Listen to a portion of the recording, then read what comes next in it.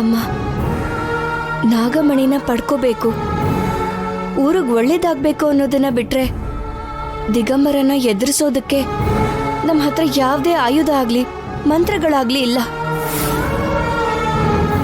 ಆದ್ರೆ ಹೇಗೆ ಆದ್ರೂ ನಾಗಮಣಿನ ಪಡ್ಕೋತೀವಿ. ಅದಕ್ಕೆ ನಿನ್ನ ಆಶೀರ್ವಾದ ಬೇಕಮ್ಮ.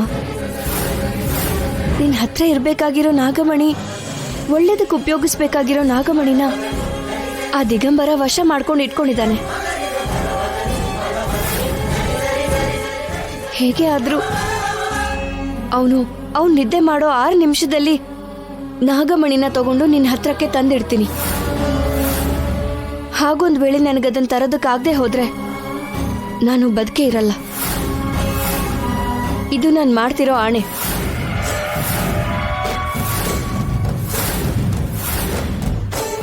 ಇಲ್ಲಿವರೆಗೂ ಒಬ್ಬೊಬ್ರೆ ಹೋರಾಟ ಮಾಡಿದ್ದು ಸಾಕು. ಇವಾಗೆಲ್ಲರೂ ಒಂದಾಗಿ ಹೋರಾಟ ಮಾಡೋಣ.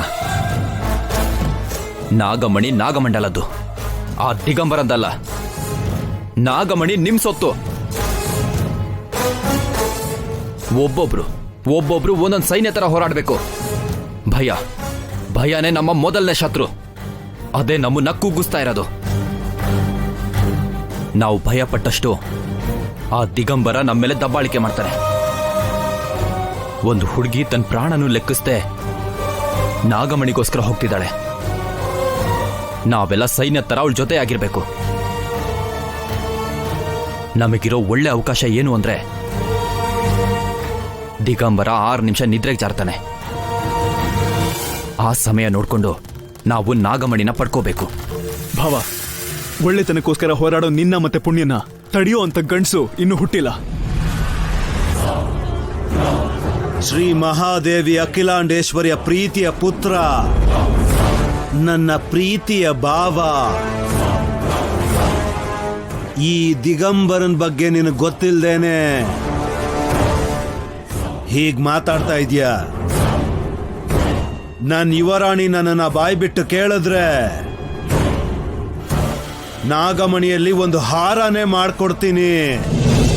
ಅಂಥದ್ರಲ್ಲಿ ನನ್ನಿಂದ ಕದಿಬೇಕು ಅಂತ ಅನ್ಕೊಂಡ್ರೆ ಮಾತ್ರ ನನ್ನ ಕೋಪಕ್ಕೆ ಬಲಿಯಾಗ್ಲೇಬೇಕಾಗತ್ತೆ. ಪುಣ್ಯ, ಸಮಯ ಆಗ್ತಾ ಇದೆ, ಬಾ ಹೋಗೋಣ. ಬೇಡ ಅನಿರುದ್ಧ್, ನೀವೆಲ್ಲ ದಿಗಂಬರ ಇರೋ ಕಡೆ ಬರೋದು ಬೇಡ. ಅವನು ನರರೂಪ ರಾಕ್ಷಸನ್ ತರ ಇದ್ದಾನೆ.